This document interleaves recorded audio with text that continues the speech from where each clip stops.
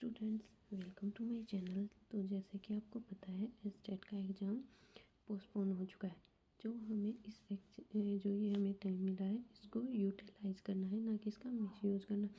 अब ये मत सोचने बैठ जाना कि हमारे पास तो बहुत टाइम है, आराम से कर लेंगे। नहीं, आपको आपका रिवीजन या फिर जो पढ़ना था वो अपना 10 तारीख तक ख़त्म करो और उसके बाद रिवीजन। तो अब जो हमारे पास टाइम है, मैं उसमें आपके प्रैक्टिस सेट देखूंगी अगर कोई मिल गया तो। और आज हम आपका प्रैक्टिस सेट ही करने वाले हैं, जो कि पीजीटी और टीजीटी दोनों के लिए रहेगा। ठीक है, इसमें है आपके 25 क्वेश्चंस और इनको आप करना। आपको पता चल जाएगा कि आपके किस टाइप के आपके क्वेश्चंस आते हैं। तो चलिए शुरू करते हैं। हमारा फर्स्ट क्वेश्चन है, which of the following statement has organism scientifically correct name correctly printed according to the international rule of nomenclature and correctly described।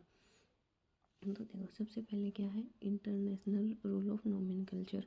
इसमें होता क्या है, तो मैंने आपको बताया था कि साइंटिफिक नेम जो होता है उसमें दो पार्ट होते हैं। एक होता है जेनेरिक, एक होता है स्पीसीज। जो जेनेरिक होता है उसका फर्स्ट लेटर हमेशा कैपिटल होगा और जो स्पीसीज होगा उसमें का लेटर हमेशा सभी लेटर्स जितने भी हैं स्मॉल ही होंगे। ठीक है, अब इसमें क्या पूछा गया है कि इनमें से कौन सा सही है, आपस में मैच करते हैं। ठीक है, अब फर्स्ट देखते हैं, musca domestica the common lizard is a reptile. ये जो म्यूस्का डोमेस्टिका है वो कॉमन लिजार्ड के लिए नाम है जी नहीं। जो डोमेस्टिका आता है वो किसके लिए आता है, वर्ड डोमेस्टिका आता है हमारे जो हाउस फ्लाइज हैं उनके लिए। ठीक है, हाउस फ्लाई के लिए आता है डोमेस्टिका। उसके बाद क्या आया कि कॉमन लिजार्ड है, लिजार्ड का क्या आएगा, हेमी डक्टेल्स। इनको लिख लेना अब। ठीक है, तो ये तो हमारा गलत हो गया और हमें तो करेक्टली मैच्ड को ही ढूंढना है। तो सेकंड क्या है, प्लाज्मोडियम फेल्कीपेरम एक प्रोटोजोआ पैथोजन है। बिल्कुल सही, जो प्लाज्मोडियम है वो एक पैथोजन है। तो हमारा बी अपना इसका राइट आंसर हो जाएगा। उसके बाद सी ऑप्शन देखते हैं। देखो सही मिल गया, लेकिन आप अभी डिस्कस कर रहे हैं तो देखते हैं। Panthera tigress is the Indian tiger. देखो, जो पैंथर है वो किसकी कैटेगरी में आता है, लायन की में। और टाइगर तो अपना अलग हो गया, तो ये भी गलत हो गया। और जो पैंथर है उसके साथ आएगा लियो, मतलब जो लायन है लायन के लिए आएगा लियो। उसके बाद है E coli full name Entamoeba coli जी नहीं, ई कोलाई का फुल नेम है एस्केरिया कोलाई। देखो बच्चों, फर्स्ट टाइम कर रही हूँ तो थोड़ी दिक्कत होगी ऐसे, बट कोशिश करते हैं, सीख जाएंगे हम भी। आप भी सीख रहे हैं, हम भी सीख रहे हैं। आप हम मुझे बता सकते हो कि कौन सी ऐप बेटर है वीडियो एडिट करने के लिए या फिर ऐसे पीडीएफ से पढ़ाने के लिए। ठीक है, उसके बाद आता है next question, which of the following are correctly paired homologous organ. अब देखो, इससे पहले आप क्या करो, ये पढ़ो होमोलॉगस ऑर्गन और एनालॉगस ऑर्गन में क्या डिफरेंस होता है। ये मैं आपको क्लास में भी करवा चुकी हूँ। जो होमोलॉगस ऑर्गन होते हैं वो क्या होते हैं कि जो उनकी मोर्फोलॉजी होती है ना वो डिफरेंट होती है। मतलब जो इंटरनल स्ट्रक्चर होगा वो तो सेम होगा, जो बाहर से दिखेंगे वो अलग दिखेंगे। ठीक है, जैसे कि wing of a bat, the lateral fin of whale and the human arm. और जो एनालॉगस, मतलब इनका क्या होता है कि जो वर्क है, ठीक है, तो क्या था इनका जो इंटरनल स्ट्रक्चर है वो सेम होगा होमोलॉगस का, और वर्क क्या करेंगे, अलग अलग करेंगे। जैसे कि विंग्स ऑफ बैट और लेटरल फिन ऑफ व्हेल क्या है कि स्ट्रक्चर तो सेम है लेकिन काम इनका अलग अलग है। उसके बाद एनालॉगस इनसे अलग हो जाएंगे। एनालॉगस में क्या होगा, दिखने में सिमिलर होंगे लेकिन वर्क अलग अलग करेंगे। इसके एग्जाम्पल होंगे जो बैट की विंग है और बटरफ्लाई विंग है। ठीक है, अब देखते हैं अपना क्वेश्चन। अब हमें बताना है कि इनमें से कौन सा एक होमोलॉगस ऑर्गन है। Hands of man and wings of bat, बिल्कुल सही। जो ह्यूमन के हैंड है और बैट के विंग है उनकी स्ट्रक्चर सिमिलर है इंटरनली, लेकिन उनका काम अलग अलग है। जैसे हमारा तो नॉर्मली डेली बेसिस में हम करते हैं काम हैंड्स का, विंग्स का क्या काम है उसको फ्लाई करने में, वो हमारे हैंड तो फ्लाई करने में हेल्प नहीं करते। उसके बाद आया next wings of bat and wings of cockroach. नहीं, इनका काम सिमिलर है लेकिन इनकी स्ट्रक्चर अलग है। ये है एनालोगस ऑर्गन। सेकेंड है analogous. Third wings of bird and wings of butterfly, same analogous organ है। Wings of fish and fore limb of horse, again analogous organ है। Forearm of women and fore limb of horse, बिल्कुल सही बात है। तो first and fifth किसमें option में? B, तो बी हमारा राइट हो गया। ठीक है, उसके बाद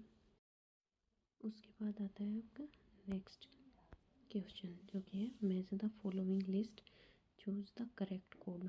तो हमें करेक्ट कोड को चूज करना है, मैच करना है इनको। तो देखो, ये मैं आपको क्लास में करवा चुकी हूँ, तो आप पहले मेरे आंसर देने से पहले आप खुद करके देखा करो, ठीक है। तो इसमें क्या है, एक साइड तो आपको दे रखी है जो टाइप ऑफ ब्लड है, और सेकेंड टाइप है उनके स्ट्रक्चर। तो आरबीसीज कैसे होते हैं? देखो, हमें पता है कि आरबीसीज होते हैं राउंड या फिर बाइकॉनकेव डिस्क शेप के। तो इसमें ये कहाँ पे? फोर्थ पे, तो ए का होगा फोर्थ। तो अब देखो, फर्स्ट ए और बी ऑप्शन तो आपका वैसे ही कट गया, ठीक है ना। तो इसमें ए का फोर्थ है ना, इसमें बात है डब्ल्यू बी सी क्या होती है? देखो, इसको कट करते हैं, इसको कट करते हैं। अब डब्ल्यू बी सी क्या होती है? अपनी स्ट्रक्चर को चेंज करती रहती है, इनकी कोई क्या बोलते हैं, फिक्स्ड शेप नहीं है। तो एमीबॉइड इसमें दे रखा है आपको। थर्ड में एमीबॉइड, अमीबा भी क्या होता है, अपनी शेप को चेंज करता रहता है। तो इसको इस वे में दे रखा है अमीबॉइड। तो बी का थ्री इसमें है, तो आपका आंसर तो मिल गया आपको। तो ये भी कट गया, सी आपका राइट आंसर है। अब फिर भी आगे देखो आप, क्लोमिलर एपिथेलियल सेल्स कैसी होती है? Long and narrow. Nerve cell कैसी होती है? नर्व सेल का तो आपको पता है ना, स्ट्रक्चर भी बताया था ये बेच में। ये इसकी डेंड्राइल्स निकली होती हैं, ये एक्सोन होता है, यहाँ पे फिर से सेल नर्व्स होती हैं, ठीक है। उसके बाद आता है आपका next question 14, which is the common between extensive network of blood vessel around the wall of alveoli and glomerular nephron. अब आप देखो, एल्विलाई कहाँ प्रेजेंट होती हैं? लंग्स के अंदर। लंग्स में क्या होता है? ब्लड तो वहाँ पे होगा, क्यों? क्योंकि वहाँ पे ऑक्सीजन, हमारा रेस्पिरेशन होता है, और जहाँ ऑक्सीजन कहाँ प्रेजेंट होती है? ब्लड के अंदर। और ब्लड के थ्रू ही ऑक्सीजन और जो CO2 अपने ब्लड सेल्स में जाती है, ठीक है। तो सिंपल सी बात है, क्या होगा वहाँ पे? ब्लड तो हमारा प्रेजेंट होगा, नॉर्मल सी बात है, ठीक है। ज़्यादा मात्रा में, तभी तो उतनी ज़्यादा ही तो ऑक्सीजन डिजोल्व होगी ब्लड के अंदर, जितना ज़्यादा ब्लड होगा। तो अब ऑप्शंस में देखते हैं, thick walled arteries richly supplied with blood, thin walled veins poorly supplied with blood. देख लो, पुअरली ब्लड आ गया, तो वो तो ऑप्शन आपका वैसे ही कट गया, क्योंकि ज़्यादा होगा। उसके बाद नेक्स्ट में भी पुअरली है। अब आता है थिन वोल्ड की थिक वोल्ड। कहाँ पे ईजिली सप्लाई हो सकती है ऑक्सीजन की? कैसे याद है? क्योंकि जहाँ पे थिन वॉल होगी, अगर ज़्यादा मोटी वॉल होगी तो उतनी ज़्यादा डिफ़िकल्टीज होगी। तो थिक वॉल आर्टरीज को काटो।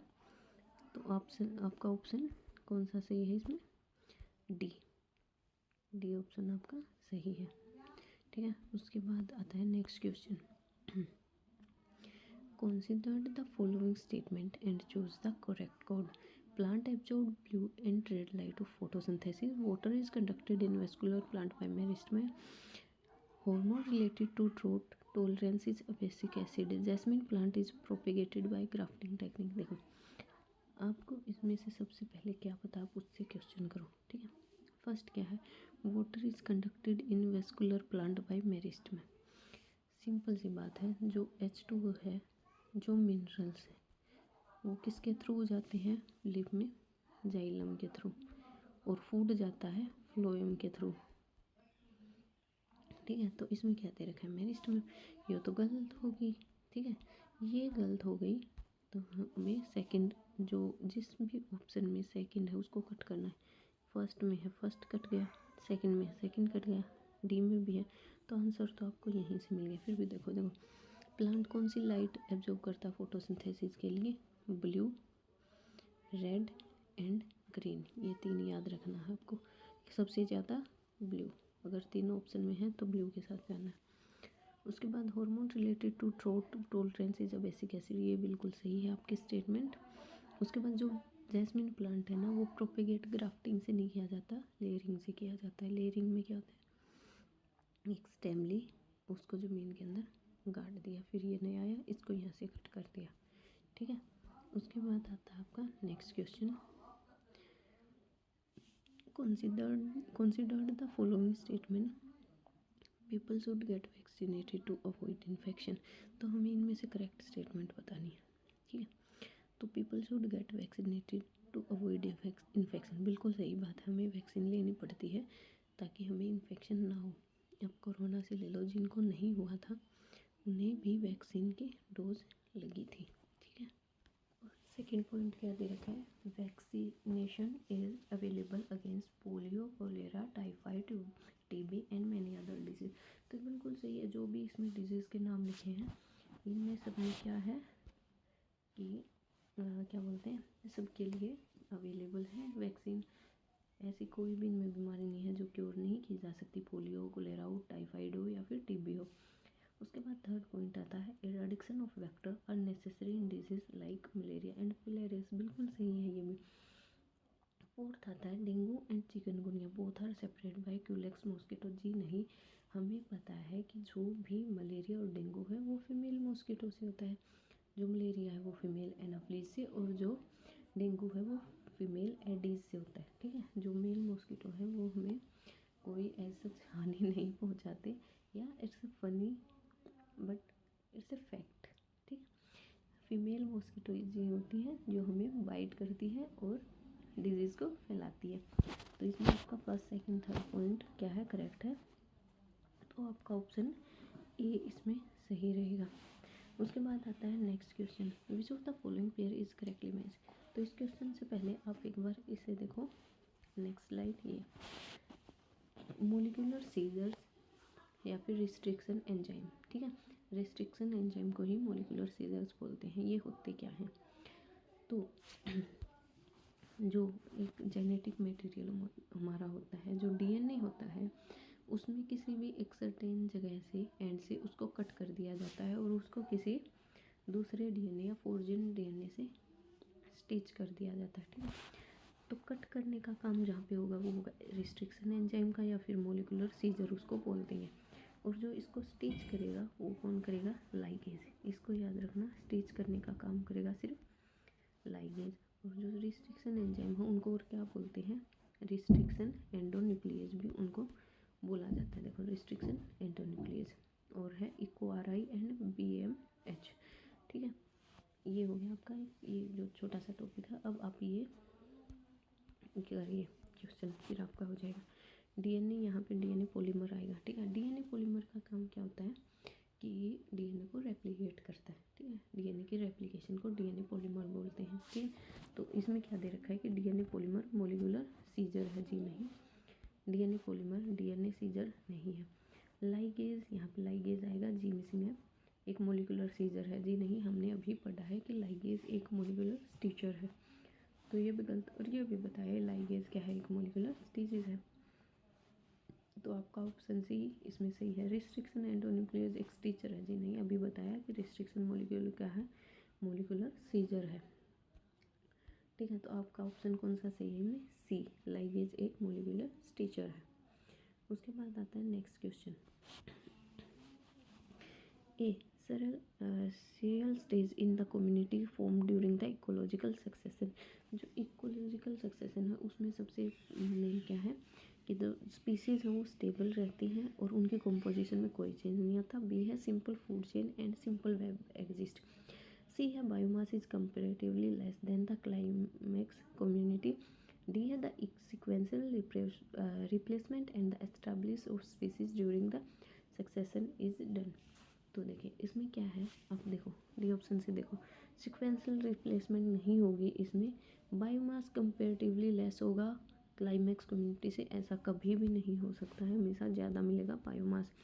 सिंपल फूड चेन तो कभी एग्जिस्ट कर ही नहीं सकती, फूड वेब ही एग्जिस्ट करता है। जैसे क्या बोलते हैं, चूहा लगा लो, रेट लगा लो, रेट को कैट भी खाती है, रेट को स्नेक भी खाता है, ठीक है। तो जहाँ भी ये दो आ गए वहाँ पे क्या होगा, फूड वेब बोलेंगे और हमेशा फूड वेब ही होगा। तो इसका राइट आंसर है आपका A option, the species are stable and their composition do not change. उसके बाद आता है आपका next question, which of the following pair correctly categorize the various process involve in the carbon cycle. Carbon cycle में कौन सी कौन सी है जो कार्बन CO2 को रिलीज करेगी, कौन सी cycle? Combustion and respiration.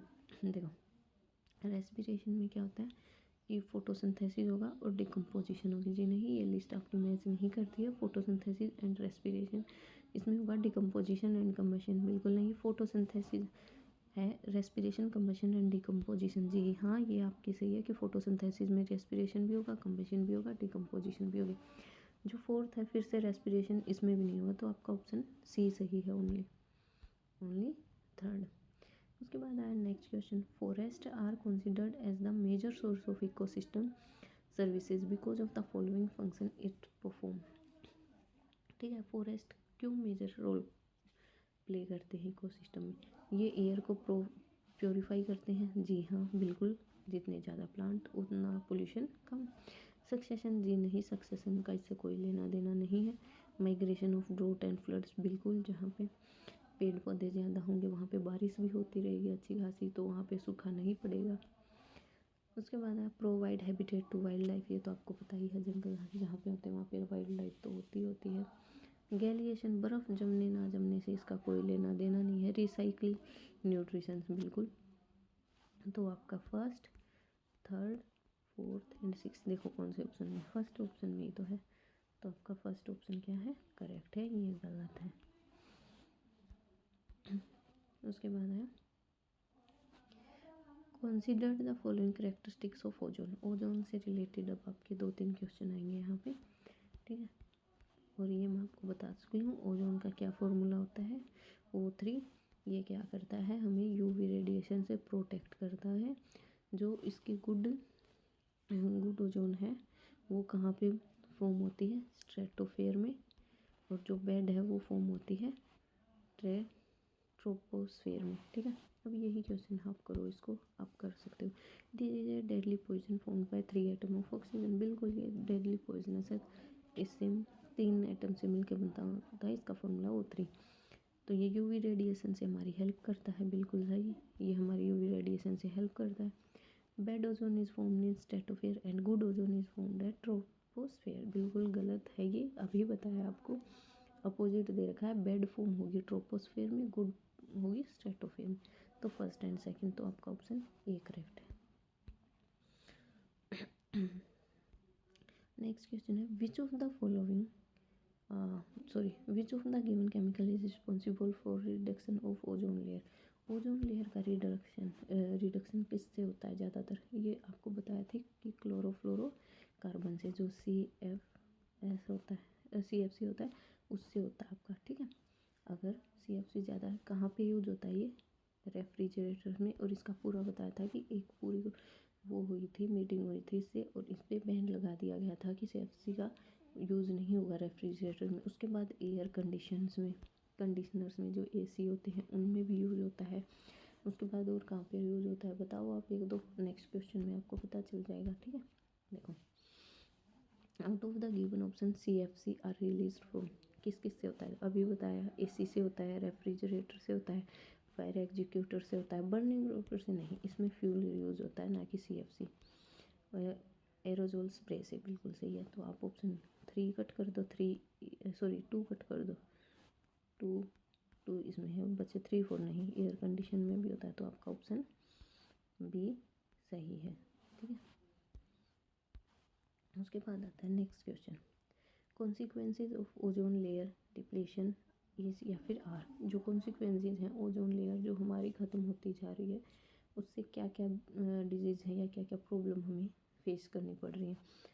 Whole बढ़ रहा है अंटार्कटिका में, बिल्कुल सही है, होल तो इंक्रीज हो ही रहा है, ठीक है। उसके बाद आया स्नो ब्लाइंडनेस, बिल्कुल सही है, स्नो ब्लाइंडनेस भी हो रही है, स्किन कैंसर भी हो रहा है, सभी सही है। तो ऑल ऑफ दीज, तो आपका कौन सा ऑप्शन सही है, डी। नेक्स्ट क्वेश्चन आपका आता है, industries located in and around Agra like rubber processing, automobile, chemical and specially the Mathura oil refinery are responsible for producing pollutant like causing acid rain. देखो इतना घमासान वैसे दे रखी है आपको, इसमें नॉर्मली पूछा है एसिड रेन किससे होती है, किसके कारण होती है एसिड रेन। ठीक है, एसिड रेन होती है किससे होती है बताओ, करवा चुके हैं NO2 प्लस SO2 से। ठीक है, नाइट्रोजन डाइऑक्साइड और सल्फर डाइऑक्साइड। अब यही पूछा है, देखो ऑप्शन ए है carbon monoxide sulphur oxide, B है sulphur dioxide nitrogen dioxide, C है sulphur oxide nitrogen oxide, and D है carbon dioxide and carbon monoxide. तो हमने क्या बताया, nitrogen dioxide and sulphur dioxide कौन से ऑप्शन में है, सेकेंड ऑप्शन में। तो ठीक है, आपका यही ऑप्शन आया। Next question, choose the correctly matched pair about air pollution. Air pollution से मतलब चूज करना है करेक्ट पेयर। जो मार्बल कैंसर वो एसिड रेन से होता है, बिल्कुल आपने ताजमहल, ठीक है, ताजमहल का येलो कलर हो रहा है किसके कारण, एसिड रेन के कारण। एसिड रेन के कारण क्या होता है, मार्बल कैंसर होता है, बिल्कुल सही बात है। उसके बाद आया green house gases. Green house की गैसेज कौन कौन सी हैं, मीथेन है, CO2 NO2 है, CFC है, बिल्कुल सही बात है। उसके बाद आया स्मोक किससे मिलके बना होता है, oxide of nitrogen and fog से, बिल्कुल सही। तो आपका करेक्ट आंसर हो गया डी। ठीक है, उसके बाद आया next question, with respect to air pollution consider the following statement. Difficulties such as asthma, cough and wheezing in the children. Second है CO produce, carbon oxide produce from incomplete burning of petrol and poisonous and it reduce oxygen carrying capacity of blood. Third है natural source of air pollution are forest fire and volcan erupt. तो देखो इसमें जो first है वो बिल्कुल सही है। जो स्मोक है वो क्या करता है, ये ब्रीथिंग में डिफ़िकल्टीज आती है स्मोक से। ठीक है, CO जो कार्बन ऑक्साइड है वो क्या करता है, पॉइजन है हमारे लिए, बिल्कुल सही बात है। और जो ब्लड कैपेसिटी होती है ऑक्सीजन की उसको कम करता है, ये भी बिल्कुल सही है। नेचुरल सोर्स क्या है एयर पोल्यूशन का, जो फॉरेस्ट में फायर लगती है और वोल्केनिज मतलब जो ज्वालामुखी फटती है उससे होता है। ठीक है, तो ये सही है। तो आपका ऑप्शन डी बिल्कुल करेक्ट है। उसके बाद आया next question, air act fame into force. देखो ये एक फैक्चुअल फैक्ट का क्वेश्चन है 1981 में, भी आपका सही है। ठीक है, उसके बाद आता है नेक्स्ट क्वेश्चन। ज़्यादा टाइम ख़राब नहीं करेंगे, अब एक क्वेश्चन को भले ही 1 घंटे तक बैठे रहूँ उसमें कोई फ़ायदा नहीं। जितनी इन्फॉर्मेशन आपको देनी है वो इतनी देर में दी जा सकती है। एक बात को बार बार रिपीट करने से, अपनी वीडियो को लंबी करने से कोई फ़ायदा नहीं होता है। ठीक है, उसके बाद आया next question, regularly breathing of air that contain hydrocarbon. देखो जिसमें हाइड्रोकार्बन प्रेजेंट होता है, इससे क्या होता है, एलर्जीज भी होती हैं, कैंसर भी होता है, हार्ट डिजीज़ भी होती है। लेकिन जो आई की प्रॉब्लम है उनमें ऐसे कोई फ़र्क नहीं पड़ता ना, क्योंकि रेस्पिरेशन से होगा। और इन्फ्लेमेशन ऑफ कोरिया ये भी नहीं। तो फोर्थ और फिफ्थ जिसमें है उसको कट कर दो, इसमें भी है। अब बचा सेकंड थर्ड फोर्थ, तो इसमें भी अब आपका एक ही ऑप्शन करेक्ट बचता है जो कि है फर्स्ट आपका राइट है। उसके बाद आया next question, choose the correct statement about air pollution. के लिए करेक्ट स्टेटमेंट हमें चूज करनी है। तो इसमें क्या होगा, petroleum refineries are major source of gaseous pollutant. Sorry ये हो नहीं रहा, वैसे बताएंगे तो बिल्कुल से। उसके बाद आया CNG and LPG are not clean fuels. जी नहीं, CNG एंड LPG बिल्कुल क्लीन फ्यूल है, इसलिए CNG कार्स आजकल चल रही है, LPG हमारे सिलेंडर्स में आता है। ठीक है, उसके बाद है a part of sun radiation that fall on the earth is absorb by atmosphere help the warm the earth, this is called global warming. जी हाँ, ये डेफिनेशन ग्लोबल वार्मिंग की है। तो आपका ऑप्शन सी सही है, इसका आंसर है सी। नेक्स्ट स्टेटमेंट पढ़ो, deforestation lead to decrease in amount. नहीं, जितने कम पेड़ होंगे उतनी ज़्यादा CO2 होगी एटमॉस्फेयर में, क्योंकि जो प्लांट है वो एब्जॉर्ब करते हैं CO2 को। उसके बाद है next question, consequences of global warming are all except. जो ग्लोबल वार्मिंग है उससे क्या कॉन्सिक्वेंसेज होते हैं, ठीक है, ये हमें बतानी है। राइज इन टेम्परेचर बाय 0.6%, बिल्कुल सही है, टेम्परेचर में राइज होगा। ईयर एल इफेक्ट भी होगा, मेल्टिंग ऑफ पोलर आइस, बिल्कुल जब टेम्परेचर इंक्रीज होगा तो आइस भी मेल्ट करेगी। सी लेवल जी नहीं, सी लेवल बढ़ेगा। क्यों? क्योंकि जब जो आइस क्या होगी, मेल्ट होगी, तो वो पानी कहाँ पे आएगा, रिवर्स में, रिवर्स से कहाँ पे जाएगा, सी में, तो सी लेवल तो इंक्रीज होगा। उसके बाद आया next question, Kyoto protocol is related to, जो क्योटो प्रोटोकॉल है वो एयर पोल्यूशन से आपका रिलेटेड, आपका बी ऑप्शन करेक्ट है। उसके बाद आया next question, correct pair choose करना है हमें। तो इसमें दे रखा है कि जो सैल्मोनेला कोलेरा हो, कोलेरा डिजीज़ करता है, vibro typhoid, typhoid, protozoa, dysentery या फिर ऑल ऑफ द अबव। देखो अब आपको क्या लगेगा इसे देख के कि ये तो बड़ा सही इजी सा क्वेश्चन दे दिया, सभी सही है, सैल्मोनेला कोलेरा है तो कोलेरा ही डिजीज़ करेगा, लेकिन जी नहीं। तो जो सैल्मोना है वो टाइफी होता है, सैल्मोना टाइफी, और जो विपक्योर है वो होता है कोलेरा।